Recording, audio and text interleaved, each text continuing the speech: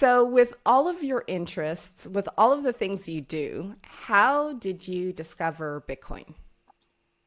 Well, one of my characteristics is that I'm curious about life in general. And I think it was about 2013. I can't remember exactly. And so I was learning about the computer. I was searching and doing that, and I stumbled upon this, which I now recognize as a QR code. And at the Yeah. time, I didn't really understand all that stuff. And I thought, what the hell is this? Awkward looking, so I clicked on it and then Bitcoin, and it was new to me. It was Hmm. really mysterious, but I was curious. So I clicked and started exploring. Then I saw this thing with value on it, 0.000, whatever it was at that time. And I'm Wow. thinking, okay, what the hell is this? And so I left it. I think I opened account. Not think I did open an account. I left it, but I didn't put any money in. I didn't. Keep 'em cold till I'm old. I don't plan to blow my load. Wallet so blue, if you know, you know. It's better than bonds, better than gold. Finna reap up what I sow. Fit money can't keep up, it gets sold. How many times you been told? DCA's the way to go. Higher highs, higher lows. Every year my network grows. Every day my network grows. Running relays, running nodes. Yeah. Dollar a day's a minimum. Stats, zap sats. Any fear I get, I'm flipping them. Dad, welcome to Ask a Bitcoiner 21 Questions. Thank you so much for taking me up on my offer to be on the podcast. Saida, it's a pleasure to be on this. I was so excited. I couldn't wait. Oh, thank you. It's so nice to have family support. I really, really, really appreciate it. All the way, all the way. I know that I don't always, you know, uh, respond to every podcast, but I'm sure you see that I do send the encouragement and the likes and the different things like that. You definitely do. So I have to tell you that one question that I frequently ask guests is, what does your family think about Bitcoin? And when I've been on other podcasts, they ask me about my Bitcoin origin story, which involves you and the infamous Mhm. Max and Stacy, the Keiser report. Right. So I would like to start there. Can you tell everyone, firstly, can you introduce yourself and then speak about how you discovered Bitcoin? Well, my legal name is Henry Gomez. My sobriquet or my calypso name is King Cosmos. And that's the King Cosmos because I became the Calypso monarch of Canada. People started calling me King Cosmos, and then I adopted the name. Now they simply shorten it to King, which is fine with me. So I go by those two, let's say, identities. But now more and more, more people are realizing that it's one and the same person. Years ago, many people didn't know that Henry Gomez was King Cosmos.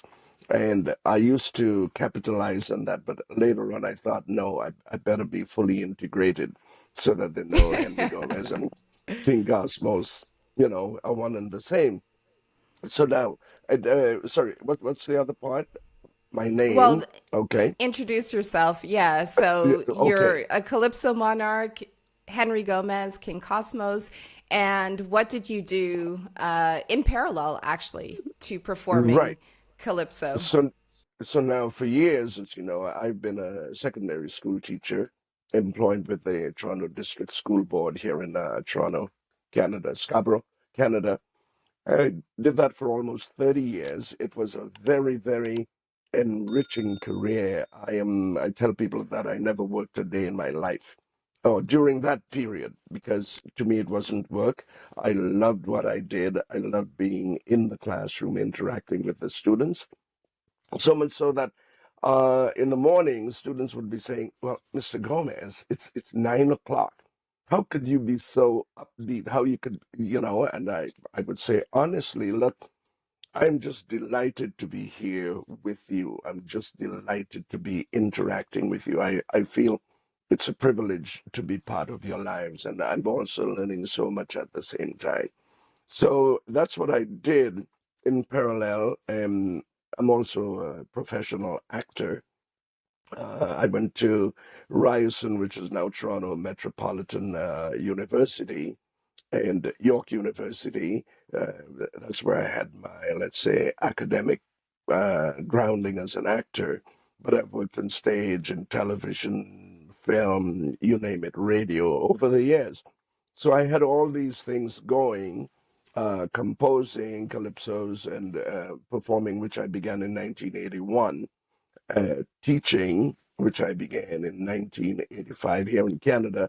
I taught in Trinidad, where I was born, for a short time before I came to Canada. And then, so those three, acting, teaching, performing, singing, performing as a calypsonian, as a singer. And well, I can't leave out being a father and a husband because that Or that's mom would cut your tail. yeah, right. Oh, I haven't heard that in a long time. Yes, so it's all those that I juggled, and people very often ask me, well, how how do you do all these things? And my answer was that I didn't know, and now I think it's still that I don't know. But when I look back, I think I've been blessed or cursed, depending on how you look at it. I say blessed because I never needed much sleep. I Yeah, could that's function so on true. 2, 3, 4 hours out of 24. Sometimes, there are many times I went 24/7 until I got done what I had to get done. That was it.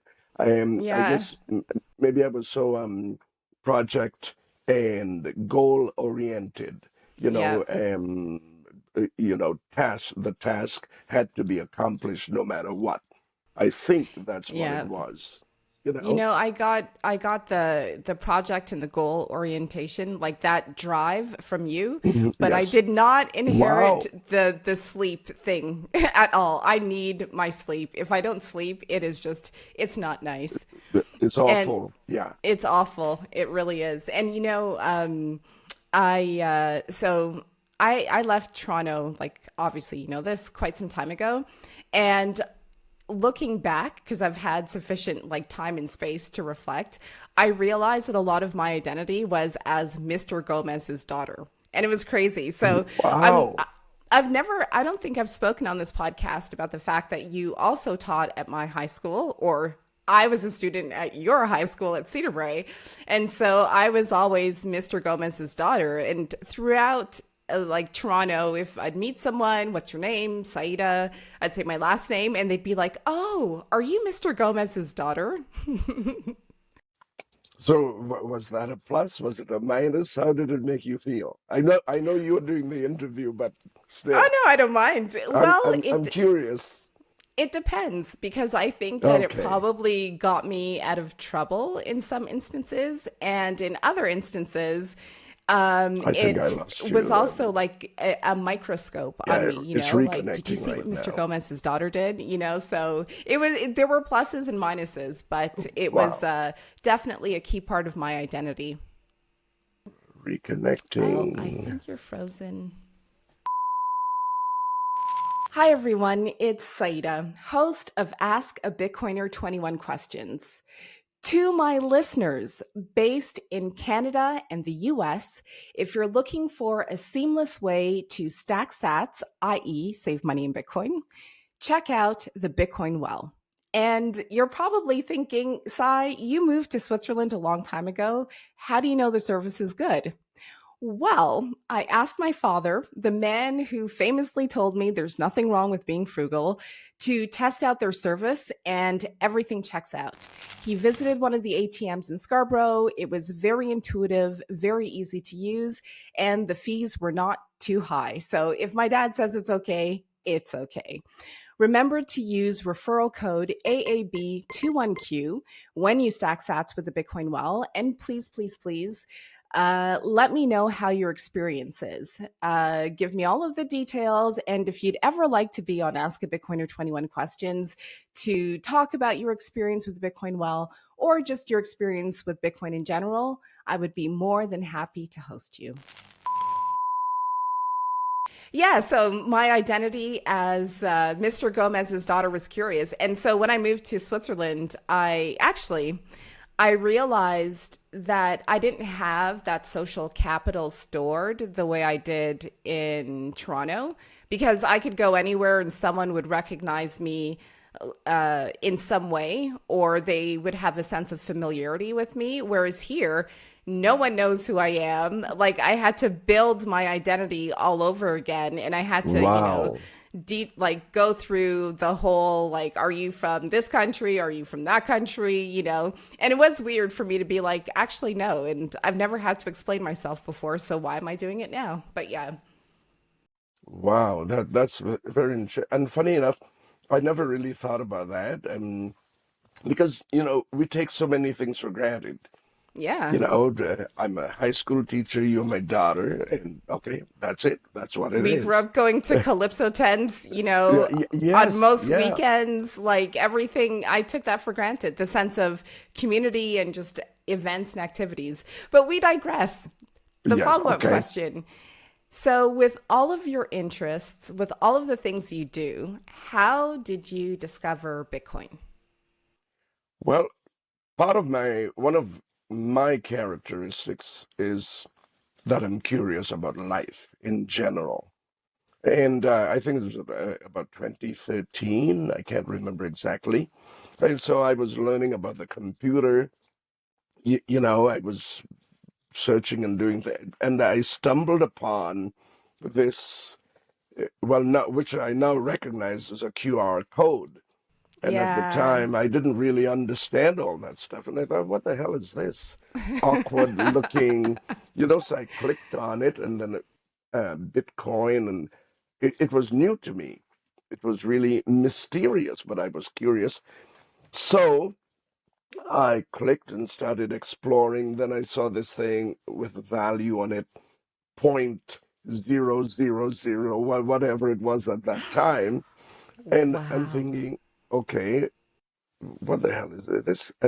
But it wasn't making sense. Let me put it that way. I didn't know about blockchain and all that kind. I don't think the language that blockchain had really entered the hadn't it was not part of our common languages yet. So I did not understand it. So I left it. Hmm. I think I opened account. Not think I did open an account. I left it, but I didn't put any money in. I didn't Oh, buy okay. any. Sorry. Oh, no, that was the question. Like, did you buy any in 2013 Oh, when it was like, well, this is the do I thing. have a huge inheritance coming my way? My gosh, I wish you had. So I thought, oh, geez, maybe I'm just wasting time. So I left it. And at that time, to me, well, 0.0000, whatever it was, it's like, what is this? Years later, I started hearing Bitcoin, Bitcoin. I said, but wait a minute. Wait, I think somewhere, yeah, by that time it had some value, right? So I went back, and fortunately, I I gained access. Somewhere I think I had things written down, but I gained access, and I started following. But still, it was like, okay, no, this can't really be real. It was that sort of thing. And so again, I just left it, but it had started acquiring value. And silly of me, I didn't at that time say, hey, wait a minute. From 0.0000, and now it's like maybe I should put some money in here. I could, I wish I had, but I didn't. So we went along, and then when it really became, part of the common language, I said, no, no, no, I got to start now putting some money in here. So at times I've fallen off the wagon. And then I would hear, well, Bitcoin is valued at, let's say, so many $1,000. And then I would hear, well, it decreased in value. And Yeah. so that led me thinking, okay, well, maybe. And I just left it and went on to other things. It was just a matter of, okay, look, life is going on. Let me focus on my music and my acting and that sort of thing. So it's fairly recently that I came back and I said, wait a minute, because now Bitcoin is all over the place. And you and I, we've had conversations about this. I spoke with Yeah. other people about it, but there were not many people around me who even knew about it, who talked about it.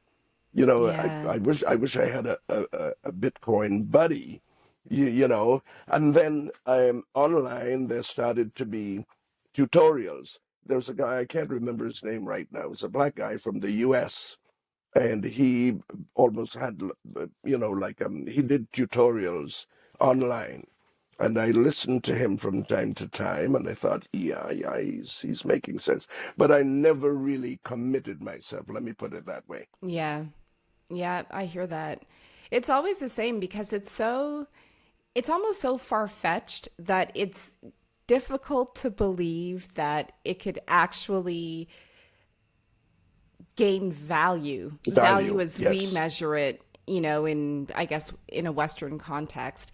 And when it does, you're like, wait a minute. And then, as you mentioned, the volatility, it goes back down and you're like, yeah, no, maybe, like maybe it is a farce or a joke or something, but it seems to be here to stay. I think so. So then, how did you come across the Kaiser report?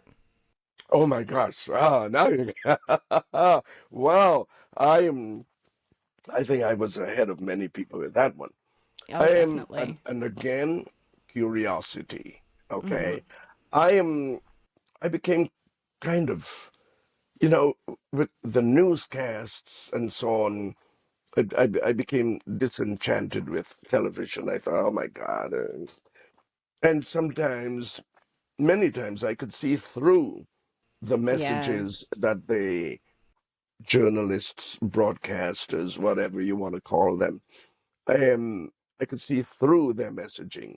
Uh, and I would realize, wait a minute, these people have no depth. I mean, they might be a mile wide. Well, not even that. They're saying a mile wide and an inch deep, but sometimes not even a mile wide. And then now, one of the subjects I taught at high school was media studies, Hmm. thanks to my department head at the time, Neil Anderson, who one day, when we were setting up the courses, this was, I think, May, June, setting up courses for September, walked into the office and said, okay, Henry, you're going to teach this in September. Really, what is it? At that time, I was teaching English and Yeah. drama. I said, well, it's media studies. Geez, I've never taught media studies before. I said, well, and I said, okay. And I just took it and ran with it. I learned so much. Yeah. I became a student and teacher at the same, well, I've always been a student and teacher at the same time. So anyhow, uh, I began saying, no, man, my knowledge of geopolitics. I'm also a history buff. I'm curious about history and mythology and all that sort of thing. Yeah. So my limited knowledge of geopolitics is telling me that you guys are full of it. Everything has this pro-Western bias. We are Hmm. good, everybody else is bad, and that narrative just didn't sit well with me. So I started exploring, and I discovered RT, Yeah. and that's where I discovered Max and Stacy. It was like, wow. And as I Yeah. listened, I said, now, these people are making sense to me. And then when I looked into his background, being on Wall Street and all this kind of stuff, it's, hey, so now this guy he's a rebel against the system, and he must have a reason. He's like a Mm-hmm. prophet, and at that time really was like a voice in the wilderness, if I might use that biblical analogy. He and Stacy. But as I Yeah. listened to them, I thought, yeah, these people are making sense. And not only that, but I found them quite eccentric as well. Yeah, You know, totally.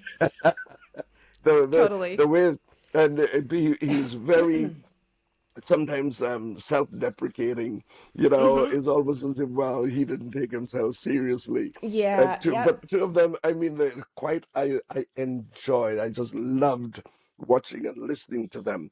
So it was, again, through dissatisfaction, through something in me saying, no, what I'm hearing on Western TV can't be all there is. And Yeah. so RT, and then of course when the Ukraine-Russia thing happened a few years ago, RT was banned in Yeah. Canada and the US, and that convinced me even more that these people are full of crap, because you talk about free speech, you talk about democracy, and now Yeah. because there's a war, you don't want us to get the Russian side of the story, so you ban RT. y- Yeah. you know so for a while I still hunted them down on the computer. I would go online, and but of course that took a lot more work. And then too, I'm preoccupied with my music composing, with acting and all that sort of thing. So, but going back to the question, that's how I discovered Max and Stacy. They were a breath of fresh air, Yeah. and made Yeah. a lot of sense to me. I think it was maybe a few years after Occupy Wall Street where you were saying, Sai, you really need to check out the Keiser report. You mentioned it a few times to me before I actually tuned in. And when I did, I was like, whoa, like, are they allowed to be saying these things? I mean, Right. I was floored. I didn't know what to make of it. And I had heard about Bitcoin before that, but in passing. And so when I started to tune in regularly and listen to them, I was like, oh, I get it.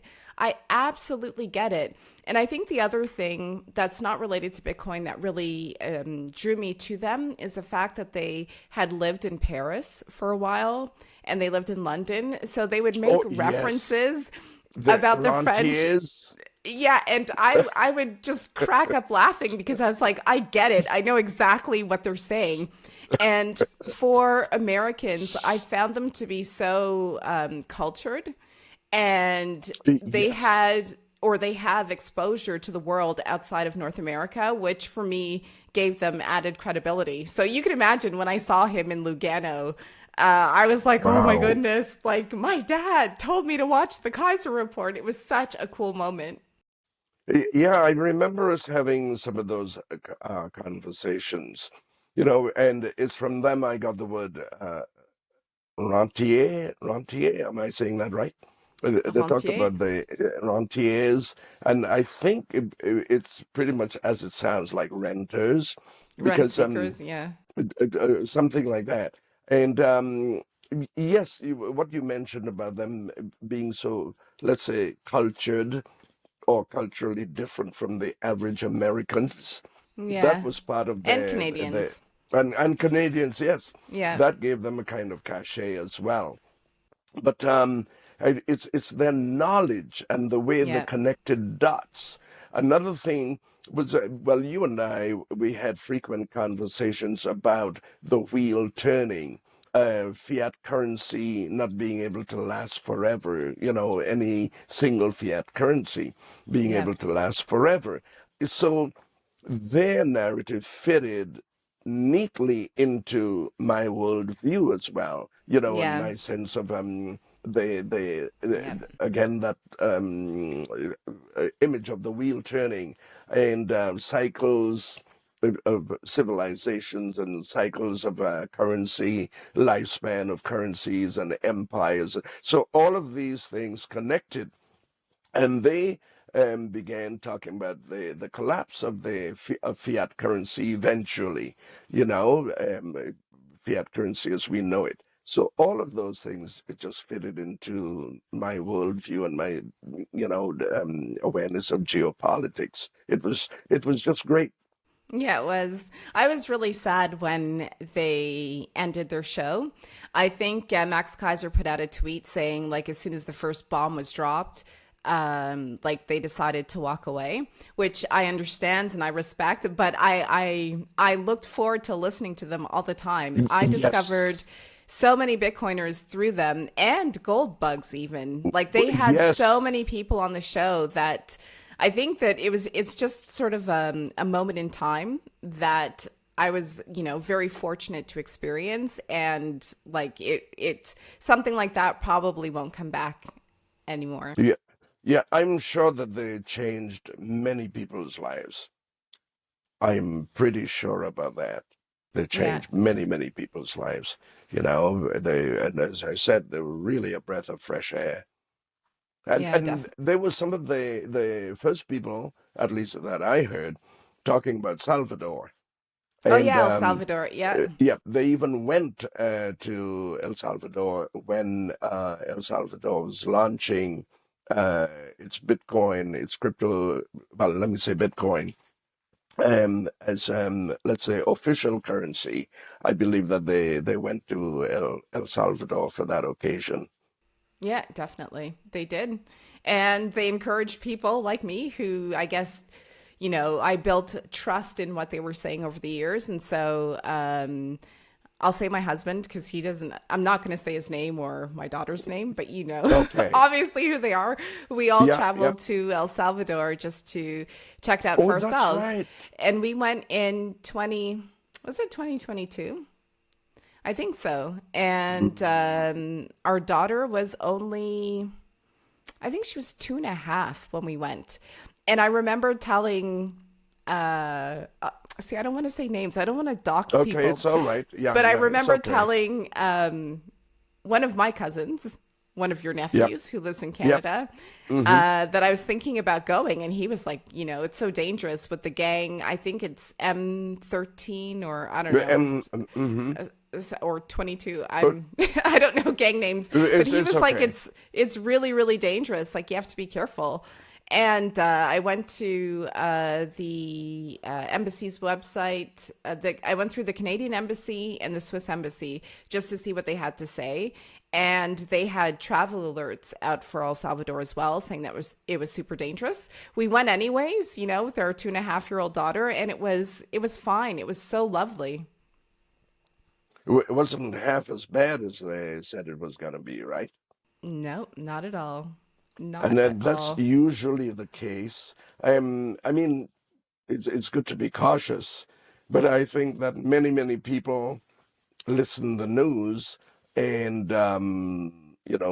that convinces them that the entire world, one incident might happen somewhere, and especially if the U.S. quote unquote Western media say, this place is whatever it is, then people go by that. But there are always some who say, well, okay, I'll be as careful as I can be, but I'm still going to check this out. I don't know if I've ever told you this. Speaking of sort of the official media narrative versus reality, but growing up, I remember in the 80s and 90s seeing stereotypes of black people and black men, particularly. No, black men and black women.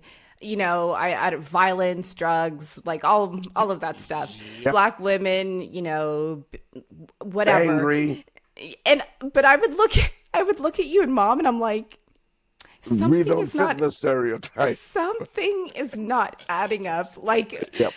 my father, is all about drama and Greek mythology and, saying, Sai, what you're seeing is not really what it is. Like, always teaching essentially and composing music. You would always play music in the house.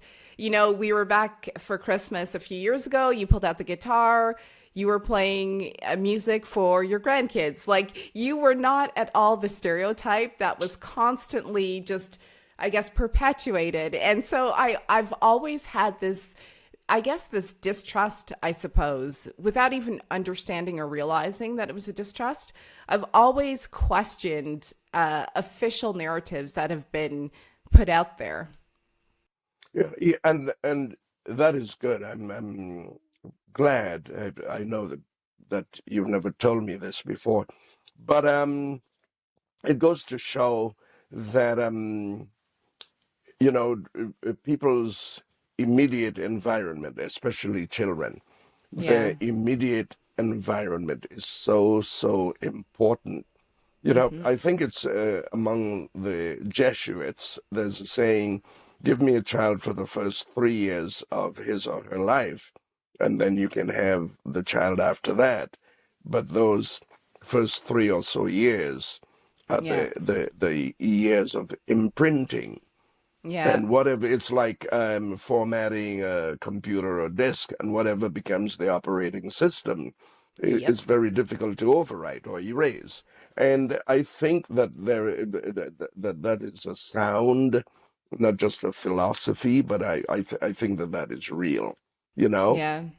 because as people grow, even if they deviate from certain things, from time to time they return, Mm-hmm. even if they go off the path, and but somehow that grounding is there. I think the biblical aspect of that in The Proverbs prodigal is son. that's right. And there's a saying, uh, "Teach a child in the way he shall go, and he will not depart from it when he's a man." I know I'm using ancient language by specifying he, to Oh. mean people, but Shame. yeah, Shame. yeah, No, I'm joking. but that's how it's written. Yeah. So, and I firmly believe that I've seen it, not only in my own children, but even in my career as a teacher. Yeah. Because I don't think I was ever the traditional teacher, because of the approach that I took and what I incorporated in the Yeah. classroom. Talking about that, last week, I think it was Tuesday, Wednesday, somewhere about there. I I was at a restaurant called Eggs. Oh my God, Eggs, whatever it is. Anyhow, with my nephew-in-law, we just went to have one of those big special breakfasts, kind of more like brunch. We were there talking. A gentleman walked in. I say a gentleman, very portly and so on. And at first glance, I thought I recognized him, but it was like, okay, maybe not. So my nephew-in-law and I, we kept talking and eating. Then the gentleman walked over to our table and he said, "Are you Mr. Gomez?" Yeah, the famous Mr. Gomez. So I looked up and I said, "Yes." And he said, "Oh, I thought I reckon." So I stood up. No, I didn't say it like that. And as he began talking, and I looked at it, I said, "Okay, you got to be a former student." Now I thought it was Cedar Bray, right? Yeah. No. Then Thompson, which is the second school I taught at, no. Agent And then Court? he told me it was Agent Court. Agent I Court. said, "You got to Wow. be kidding." That was 1985, 40 years ago. I said, "You got to be kidding." He said, "No." And then I remembered. Oh my God. I couldn't be. But he said, as soon as I heard that voice, I knew it Yeah. had to be Mr. Go. I thought, wow.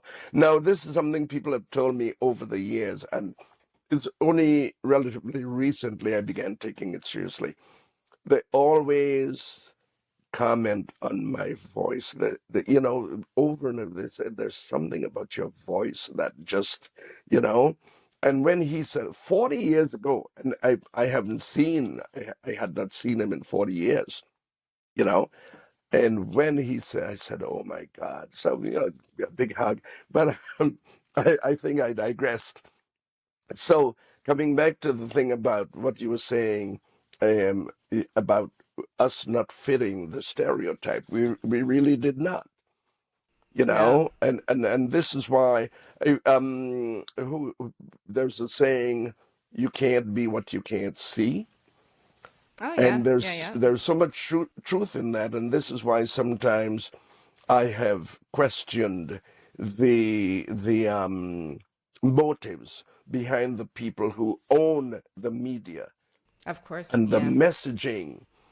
And this comes to from my having studied and taught media studies, you know, and the power of the media to shape people's thinking and To affect their cast consciousness. spells. Uh, Yes, yeah, that's Yeah. what they do. You Yeah. know, everything from, I mean, sitting in front, especially the television screen, you know, which is part of your immediate environment. You're looking at the people who are talking to you through that screen, the way they're dressed, the language they use, everything about them is part of that messaging. Not only what they tell you, but it's also what they omit. What you know, they and very often the stories that they don't carry are Mm-hmm. sometimes the most important stories. And then the other thing about shaping, you know, planting in people's minds what is positive or negative about any Yeah. particular group, and then being people of Yeah. African ancestry in this environment, all that became Yeah. so clear to me, which is why I developed a kind of distrust Yeah. for media, generally speaking. You know, as you were saying that, I started to giggle, and I'm going to try not to laugh, but every time you watch, I'm not going to name the show, a certain Okay. show with four ladies, your Oh my reaction God. Oh my God. every Oh, single time, I'm like, yuck. I haven't seen that After show in years, but every time, like, if something comes up on social media, I just think of you and I chuckle to myself.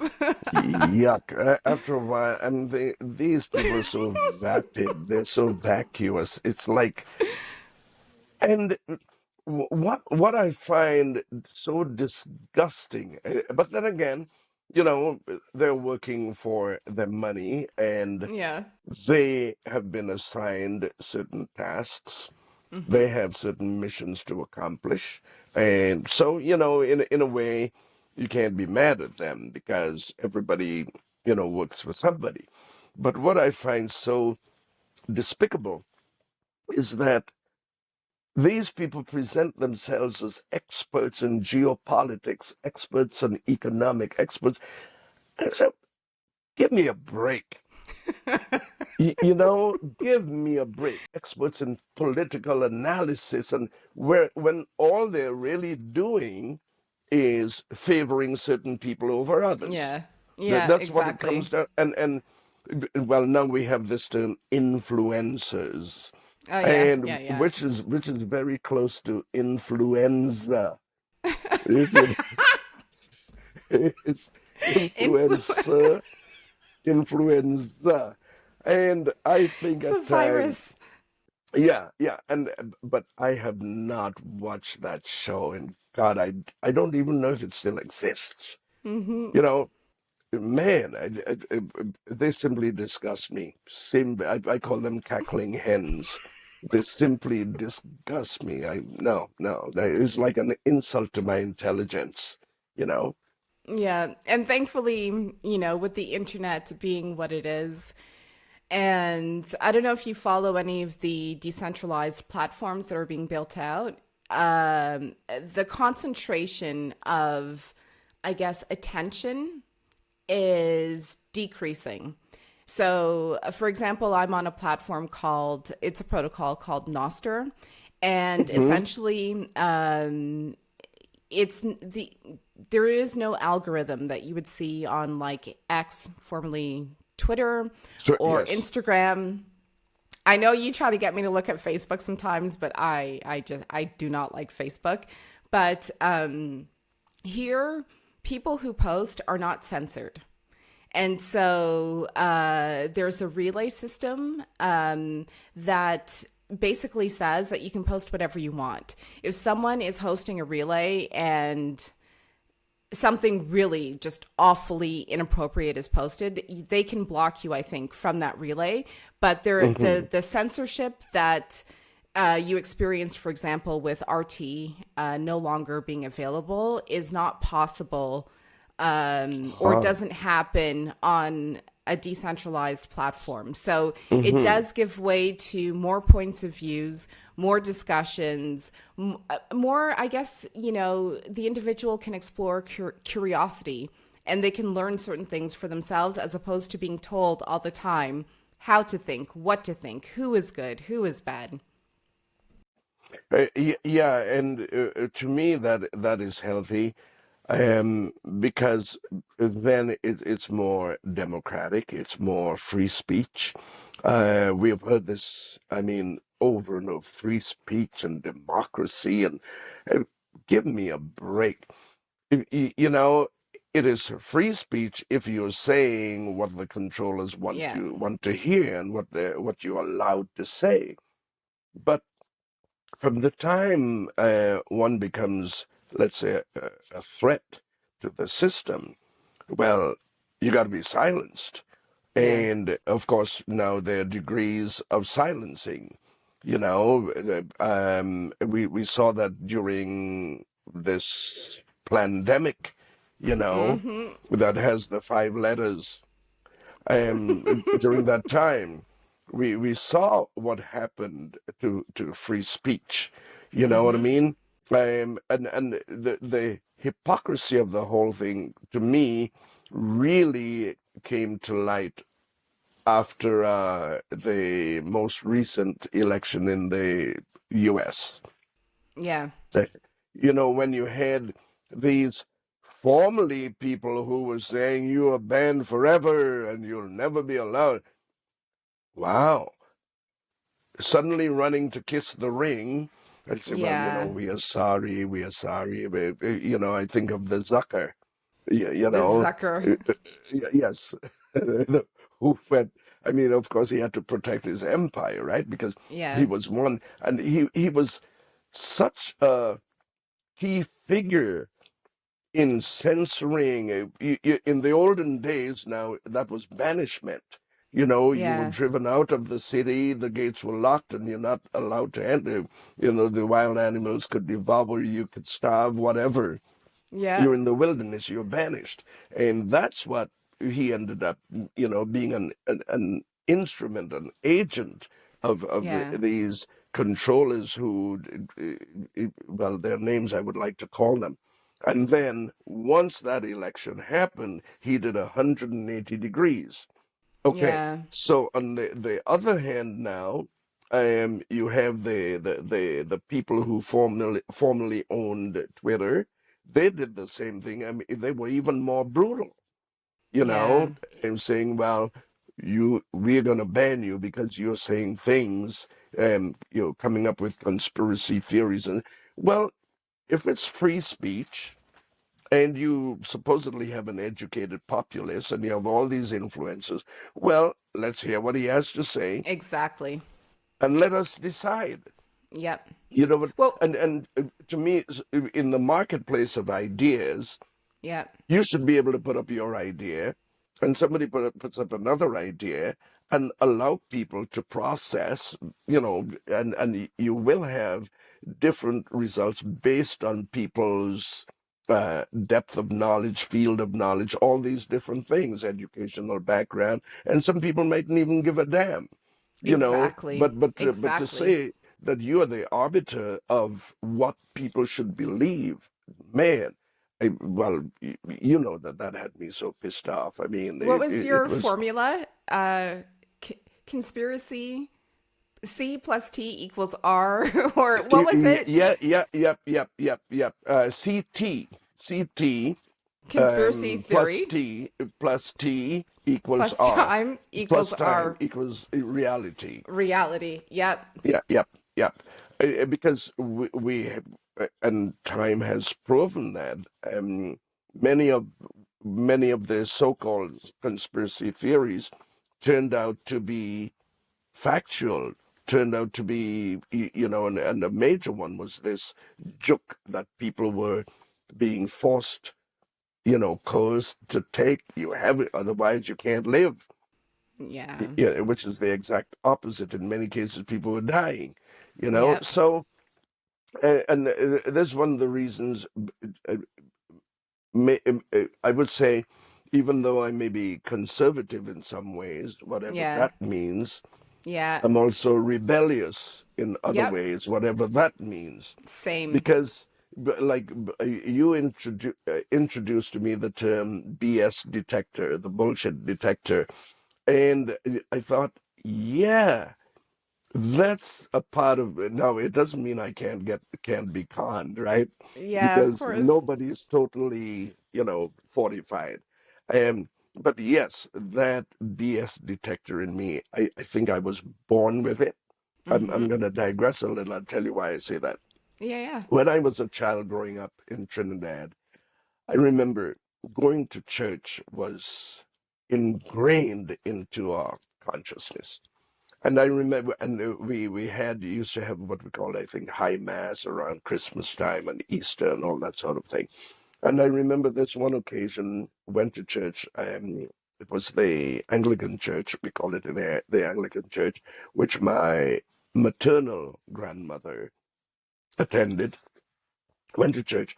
And on this particular occasion, the priest, who was a white man, I think from either Ireland or England, that's where they came from in those days. Oh, And when at a certain point, he took down from around the altar area this image of Jesus on the cross, and at his side, a speck of, like a dash of red, supposed to symbolize the blood, where yeah. according to the biblical story, he was pierced in the side with the sword, the spear, and the blood flowed. And we were kneeling in a semicircle around the altar area, and each person was supposed to kiss this thing. And it The came to image? me, yes, Oh. and kiss that spot, supposedly where he was pierced. Oh. Of course, this was a graven image, right? They brought it around. Yeah. And something in me said, no way. This is ridiculous. I was a kid. Maybe, I don't know, 10, 9, 10, 11, I can't remember, but I was a kid, and something said, absolutely no way. And that did something to me to this day. Now, I mentioned that, and of course, everywhere we looked, the image of Jesus was a blonde, blue-eyed Yeah. image. What happened recently, a couple of years ago, started in Russia with Vladimir Putin coming out and releasing information about the religious iconography that we've been looking at and see. And then fairly recently now, and I have to be careful with this because sometimes we are set up with AI and everything. But now, supposedly, the Roman Catholic Church or the Vatican is letting people know point blank that Jesus was black, not a blonde blue. I mean, Really? I haven't seen or heard any of this. Oh, I'll wow. send you, Yeah, in yeah, fact, yeah. I'll send it to you. But anyhow, well, you see now, because you're missing WhatsApp, there's still a lot of information that goes around in Yeah. WhatsApp and Facebook. But anyhow, Yeah. so I'm going that far back to come forward. You Yeah, know what I I see. mean? To illustrate that rebellious nature. And something in me tells me this is crap. The world does not work that way. You know, we cannot have everybody being forced to believe the same thing at Yeah. the same time, and that is the truth. Uh, Especially in different contexts. It yeah, like, yeah. Yep. and so that's really the basis on which I've lived, for better or worse, over the years, and I'm still very much that way. As soon as it becomes everybody must do this. Everybody must follow this. There's something in me that says, uh-uh, something ain't right. And especially if you're being forced, it tells me something ain't right. And that turned out to be exactly so with the juk, because you had one company later on that removed its product totally Yeah. after you were told you were forced to put this thing into your system, and just and admit, come on, give me a break. And we're not hearing anything about it in the lamestream media, Yeah. and that to me illustrates that I would say it's deliberate. It's deliberate because there has to be a reason that the invisible people who control us or who attempt to control us, there has to be Yeah. a reason that they do that. You know what I mean? Yep. It's something I'm kind of looking into, but keeping my eyes on. It's this thing about melanin harvesting. I Yeah. am. I know I may be digressing a bit, but pull me back on course. Yeah. Yeah. But melanin harvesting. Now, I was born in a tropical region. Most Africans live in a tropical region. Caribbean people and so on. We are born in the damn sun. You know, so now we come to a temperate country, and you're telling us that this being out in the sun is bad for us. Make it make sense, right? Yeah, exactly. And melanoma, and I'm saying, but wait, hold on. And we must use all these skin creams. What do you call it again? Sunscreen. Yeah. Yeah. And I'm saying, what the hell is this? We were topless in the sun. I mean, as kids, we were damn naked in the sun because in many cases we were poor and some of us didn't have full clothing. We'd gone to the beach. So this doesn't make sense. And you're telling us now we must stay out of the sun which produces the natural producer of vitamin D, the sun which interacts with our melanin and protects us. You're telling us to stay out of it because we run the risk of getting melanoma, skin cancer, and dying of skin. That did not and still does not make sense to me. Yeah. So why are not almost every African dead? Yeah. Because they're born in the sun, they live in the sun. I mean, sometimes the place is so damned hot and they're still alive and without any skin cancer, and they're not using sunscreen. Make it make sense. So, like, that's how I tend to take the information and process it and then decide I'm going to live as I live, you Yeah. know. You But sound like anyway, a Bitcoiner. It's funny because I don't think that you are on Nostr or Bitcoin Twitter, as it's still called. And the conversation about sunlight and vitamin D, I'm going to say this to my father. Yes, I am. Take a deep breath. But for a while, there was a meme going out about sunning your balls. Can't believe I said wow. that. Yeah. Yeah, no, that's okay, man. Come on. No, but what you're bringing up, I see frequently being discussed on Bitcoin Twitter within these circles about, the importance of sunlight, sunglasses. So Saifedean Ammous, the author of the Bitcoin Standard, the Fiat Standard, Principles of Economics, and he was also on the Keiser Report. His brother is a doctor. I've started to follow his account, and he speaks frequently about being in the sun, sunlight, its importance. Your first light of the day is very important as well. So as opposed to looking at your mobile phone, I guess some people do that, but getting natural light, he speaks about it frequently. So, I mean, without, you being connected and, you know, just even lurking and viewing tweets and stuff, you're talking about things, topics, the Juk, I mean, they went to town with the Juk, you know. You're talking about things that are openly discussed within, you know, well, yeah, some people who are active on Bitcoin Twitter. So it seems to be a mindset, I would say, like without actively buying Bitcoin or spending a lot of time with Bitcoin, the way you think, I guess it's first principles thinking, the way you process things seems to be aligned with a lot of what I've observed within the so-called Bitcoin community. Hmm. Well, that's encouraging to know that there are many, many people who process and don't just follow, Yeah. you know, like sheep. You Yeah. know, we process and we dare to say, well, this is not making sense.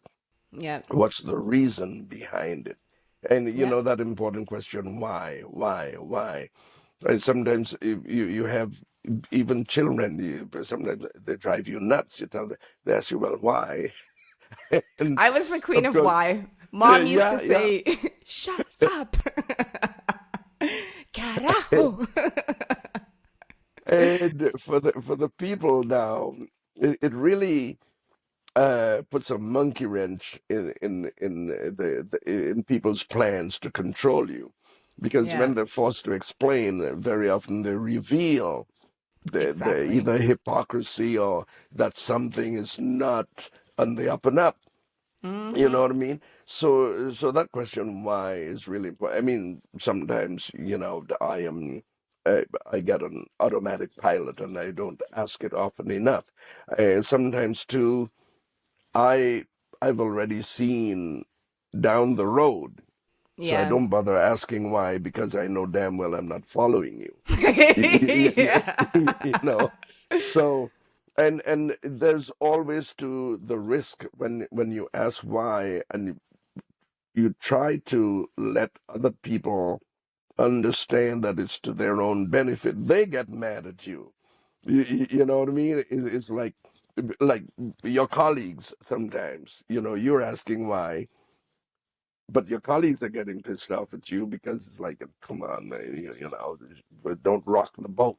Just play the You game. just play the game. And I mean, and it is a game, really and truly, when It you get is. right down to it. Yeah. No, play the game, but play it for you to win. You know, or not the game as the controllers want you to play it. You got to know what's in the game for you. I think that's the bottom Mm-hmm. line. Most And that's definitely. my modus operandi now, especially. Okay, what's in it? Well, maybe it's always been that. What's in the game for me?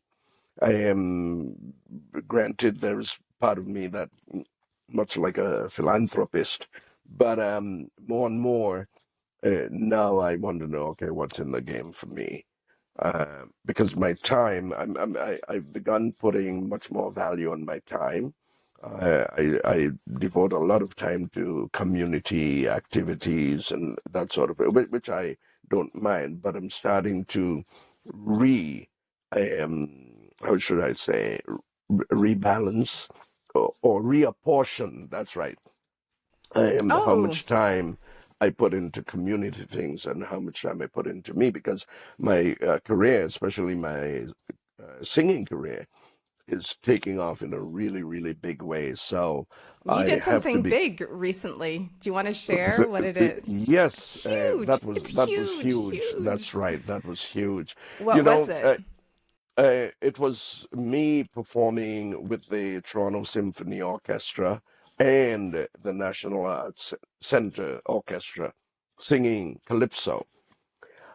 Before I give the details on that, I am a true believer, and especially since I've begun listening to the teachings of people like Neville Goddard and Joe, is it Dispenza or Depenza? I can't remember exactly. And even Tony Robbins. As I begin just about every day, I begin the day with prayer, with meditation. I find the time, and dreams do come true. Um, there's the concept now which we're acknowledging, and that is the uh, the quantum field. Life as a quantum field, which I think in a way is related to a matrix. So I use the term when I post certain things. I said about me, my, on Facebook it says, say something about this, and I say, elsewhere in the quantum field. Oh, Now, nice. dreams do come true. Years ago, I began thinking, I really would love to perform calypso music with a symphony orchestra. Wouldn't that be wonderful? Now, I have to admit that the idea came to me after having seen a calypsonian by the name of Relator.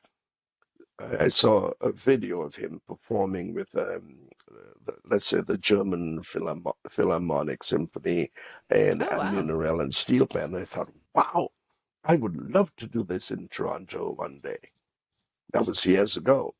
Well, lo and behold, last year, I think it was around September, I said to your sister, because I'll follow you and not, call names. Docs. Yeah, yeah, yeah. Okay, your sister, I said, geez, she said, really? I said, yeah. And she dashed off a communication to the Toronto Symphony. And he said, well, okay, a program is pretty much set for, we usually set the program 2 years in advance, or a year in advance. So in 2026, we'll do something with you, meaning King Cosmos. Well, I was shocked. We were Yeah. shocked. So I went along. I went to Trinidad. I was in Trinidad 3 times last year, believe it or not. I went there. I went for Carnival. Then I went back to audition for Calypso shows in Trinidad. I was successful, and I was to perform in Trinidad for Carnival this year, right? So all that was set. So in December, while I was still in Trinidad, your sister contacted me and said, well, Dad, have you checked your email? And I said, well, no.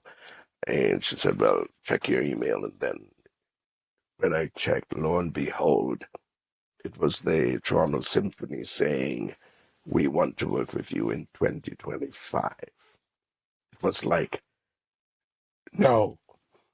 Well, I mean, all my plans for Trinidad, that they just went by the wayside.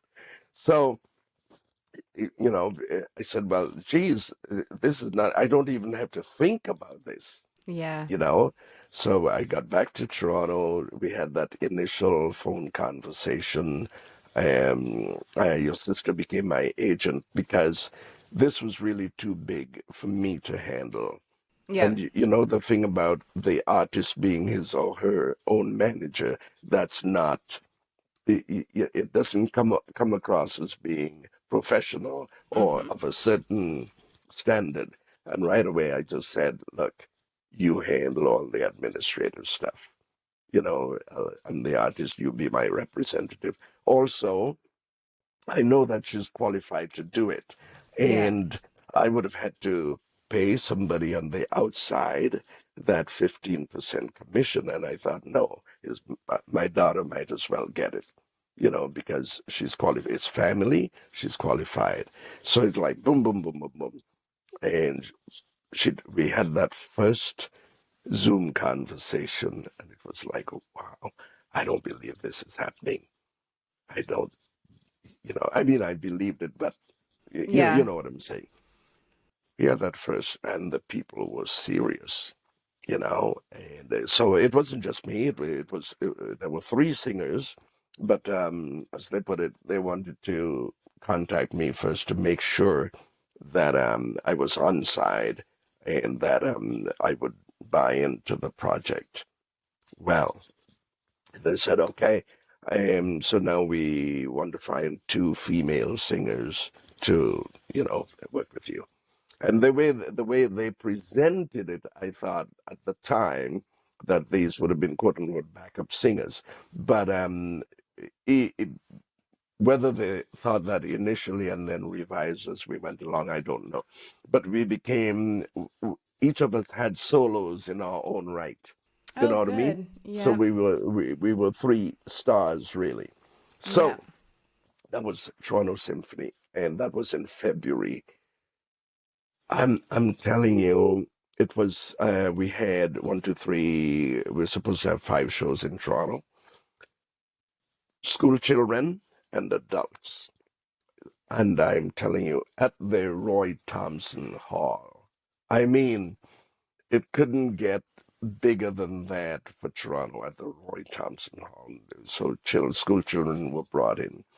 We performed, and this was the Toronto Symphony Orchestra, together with a steel band, Pan Fantasy Steel Band. Nice. And I have to admit, initially I was overwhelmed. It was when from the dressing rooms, I mean, this was really, I mean, how should I put it?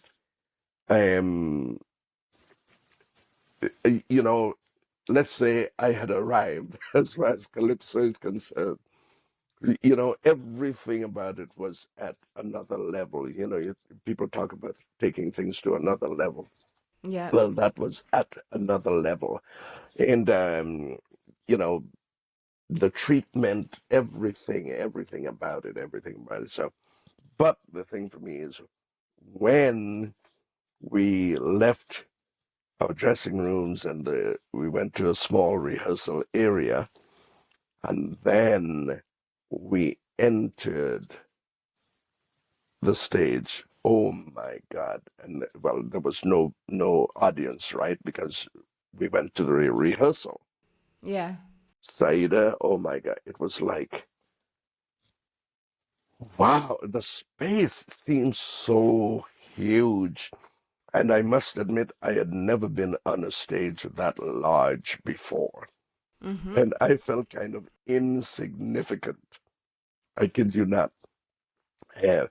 And it was quite overwhelming for me. It really was. And I had to do a lot of self-talk. Yeah. Hey, you Yep. can do this. You can do this. You can a lot of self-talk. Had to like every day, come on, this is what you've been Yep. dreaming of. You can do this. You can do the first rehearsal.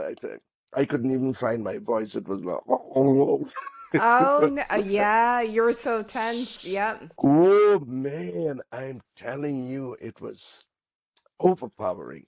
But uh, and I'm glad that the first few shows were with the school children. I think we Yeah. had one or two or three with them. And then on the weekend, the Saturday, we went to a theater called the Rose Theater in Brampton for the adults. Now, beginning with the school children, at the end of the show, they didn't want to leave. Oh. It was incredible. And my two colleagues, got to give them props. And especially the youngest of us, I mean, she's really a darling, really. So then we went to the Rose, which was for adults. And that same weekend, the weather was so inclement. Snowstorm. Yeah. But on the Saturday, there were people who were determined. They were going to show up no matter what. And they were glad they did. At the end of that Nice. show, they did not want to leave. Oh. Encore, encore, encore. And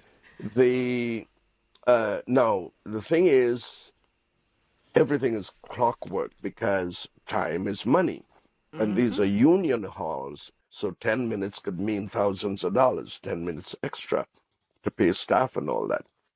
But at the Rose, they said, okay, okay. So we did an encore. So that was the Rose. The Sunday now, which would have been the 16th of February, we were supposed to go back to Roy Thompson Hall for the adults. Well, Saturday into Sunday, the snow just came, it non-stop. And by Saturday night, they let us know that Sunday's show was canceled. Oh no. Every just about every show in the city was canceled. It was that bad. Well, people kept calling. They want to reschedule. They want to know when it, because word had gotten around about this amazing show. And it was Canadian history because never before had there been a calypso show with this symphony and steel band and Yeah. calypsonians. So we made cultural, musical Canadian history with those shows. And I found out later on what really, like, you know, we talk about synchronicity and synergies and things coming together, you know, in a certain way. Just as I was dreaming of this situation, so we're in 2025 now. 2024, hold on. Yeah, 2024. I had said to the arranger of the top steel band in Toronto, which is Pan Fantasy, I said, hey, Yeah. you know, one day we should do something together, man. I'd love to sing with you. And he said, yeah, you know, yeah. Lo and behold, it's the same steel band that I ended up performing with. Oh, that's so good. You know what? As, yeah. Pan Fantasy. I had uh,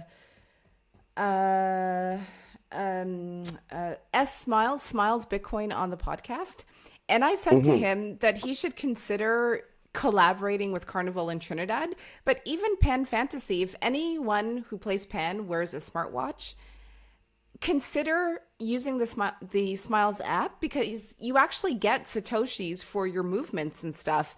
I mean, that would be Oh, such a yeah, I think you told me about that before. yeah. If you're And it's the, listening, what's his name from Pan Fantasy? Oh, or his if you name don't is, want to dox him, you don't have to say anything. But okay, if he okay. sees this, tell him he can message me or message you or whatever, and consider earning sats for. Sorry, Okay. And yeah, and it's my the Smiles app, right? yeah, Okay. my mind is Yeah. always on Bitcoin. Yeah, so that was, I mean, so like two dreams coming true at the same time. Yeah. You know, and one of the things, one of one of the concepts in the teachings of Neville Goddard and others Mm-hmm. is that all we should be concerned about is the what, and leave the Mm-hmm. when and the how to the universe. Okay. You know, there's a saying, you speak it into existence. Mm-hmm. And from their teachings and what I've come to believe is that in many instances, or in most instances, people who don't understand, they believe that they must micromanage the universe, Mm-hmm. and it doesn't work that way Mm-hmm. because in the quantum field, there are so many realities, so many possibilities, all Yeah. moving at the same time. So the person's job is to deal with the what. You know, there's a saying, what you focus on, you give energy to. You 100%. know, You are so what you you focus focus on on. that, yeah, and you leave the rest. You just keeping what you doing what you've got to do, and Yep. do not be concerned about when and how, because things may be happening around you that might seem insignificant or Yep. might seem coincidental, you know, and but they're connected. Yep. You see, and it's when you release it and you stop trying too hard. You know, there's a saying too, sometimes what you chase runs away from you. Mm-hmm. So you have to get into the consciousness, instead of chasing, you attract. Yep. I And totally agree. and I fully accept that. it's that you learn how to attract instead of chase. So that's those meditations and teachings and so on, they coincide with what is happening in my life right now. Awesome. You know, Very and, nice. And I'm sorry, sure someone listening will find inspiration from what you're saying. And they may be familiar with Neville Goddard and I forget the second gentleman you cited, Tony Robbins, Tony Neville Robbins. Neville Goddard, Tony Robbins, and Joe. I think it's Dispenza. Okay. These guys. I mean, over the last few years, life coaches became quite popular, right? Yeah. And I would say that in many cases, and this is not to diss anyone, but in many cases, the people who present themselves as life coach, they need coaching. They need coaching Uh, themselves. I They mean, need coaching themselves. yeah, I'm not going to comment on that because I just, when someone offers me their life coaching services, I say, thank you. Have you heard about Bitcoin? That's when I get, especially on Telegram, when I get people trying to scam me, I'm like, have you heard about Bitcoin? It's always my rebuttal. And Oh my speaking of gosh. Bitcoin, because we've been going now for an hour and 13 minutes and we still have We to do the have? 21 questions. Wow. Yeah. Okay. Tell me about your experience buying Bitcoin through the Bitcoin Well, because you mentioned that you've interacted with other platforms in the past. What was it like using the Bitcoin Well? I found it a very pleasant experience. Easy, really. Um, I would say that the ATM was user friendly. It's the first time I'd bought Bitcoin from an ATM. Okay.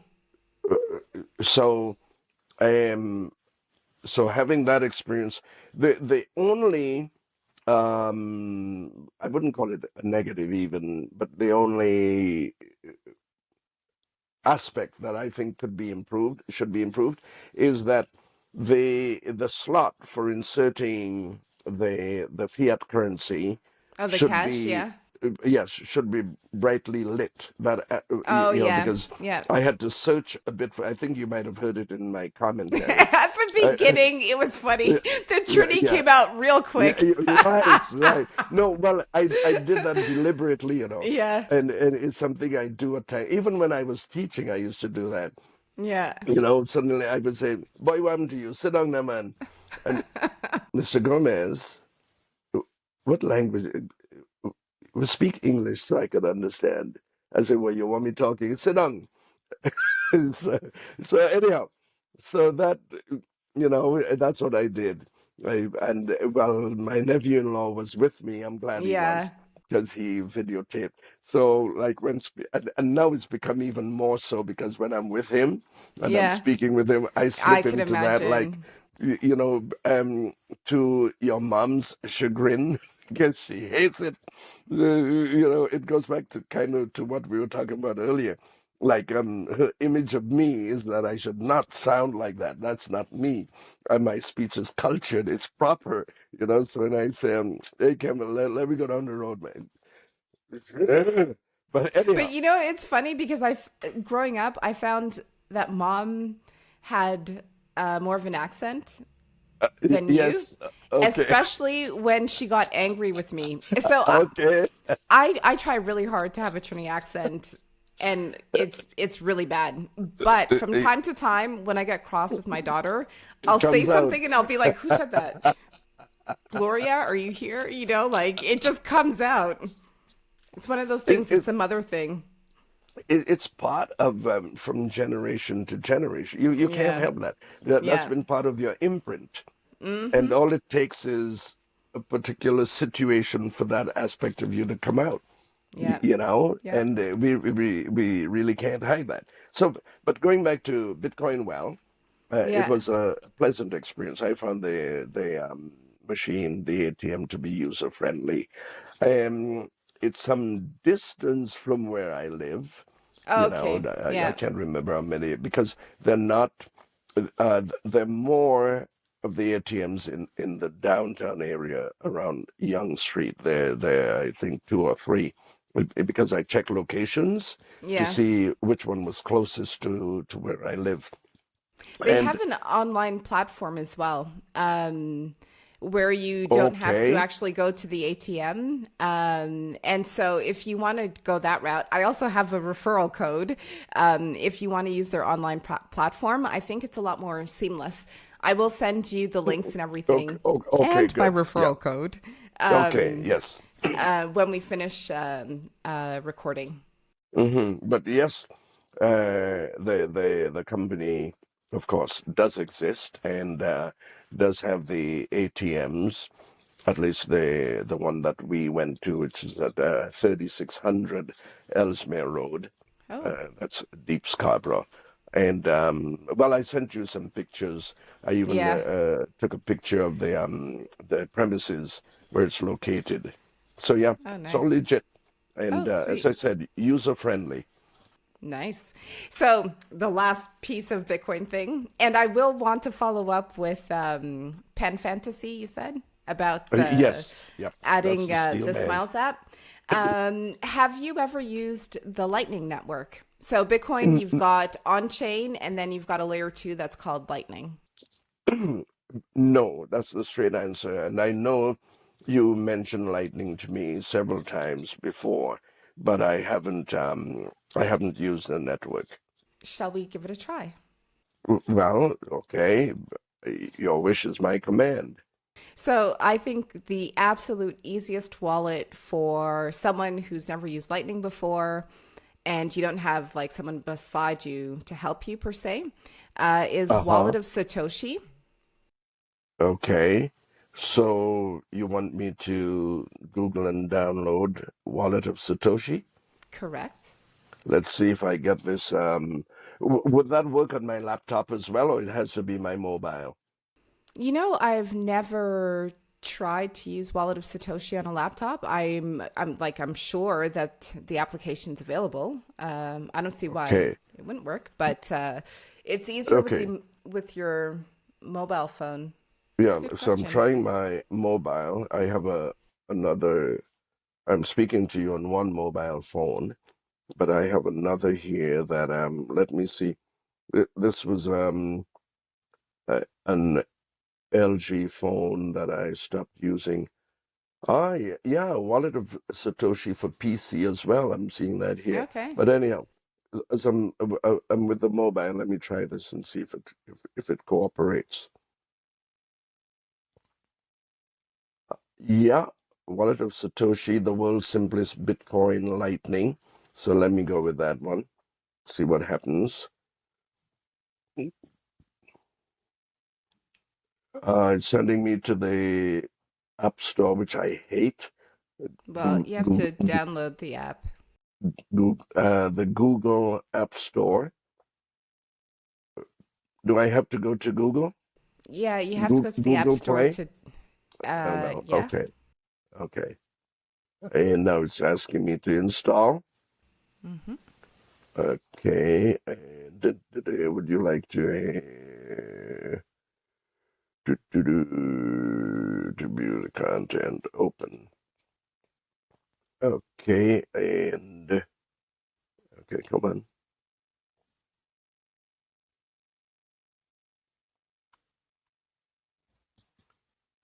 Okay, so now where am I? Install.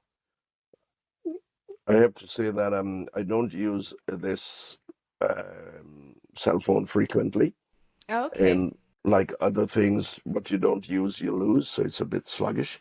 Um, oh, it tells me to free up space. Okay, hold on. Uh, Boy, do, do, do, do. I can't do that. Okay, let me take out this one. 2.6 gigs. I'll take that out. Okay, I'm you know what? removing. Yes, go Uh, ahead. we'll wrap up the interview. I'll ask you to just remind people where they can find you on social media. Um, May I go ahead now? yeah, yeah, yeah. Okay, so social media. King Cosmos. You may go to, well, let me begin with since I'm what do you call me, a boomer? You go to, I called you a boomer once, I did. yep, you go to ancient social media, Facebook and Messenger, and there's King Cosmos at hotmail.com. That's my email. King Cosmos on Facebook Messenger, and King Cosmos on WhatsApp, cosmos.king on Instagram, and King Cosmos on TikTok. So TikTok, Instagram, Messenger, Facebook. I'm on Twitter as well as at Real King Cosmos on Twitter, which well, X again, sorry, X, formerly Twitter, and a Telegram. You may find me on Telegram as well as King Cosmos. So yep. So those anywhere on social media you will find. Also on YouTube, my music, you may access my music on YouTube, King Cosmos. My genre is calypso and soca. Very nice. You got it. Thank you, Dad, so much. And stay tuned for 21 questions. Keys.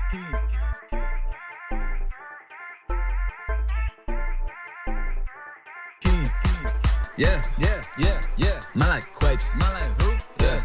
Takes a Bitcoin off exchanges under self-custody. She runs her own node, providing liquidity. Yeah, she got her own keys. She got her own keys. She got her own keys. Yeah, she got her own keys. She got her own keys. She got her own keys. She got her own keys. She got her own keys. Yeah, she got her own keys.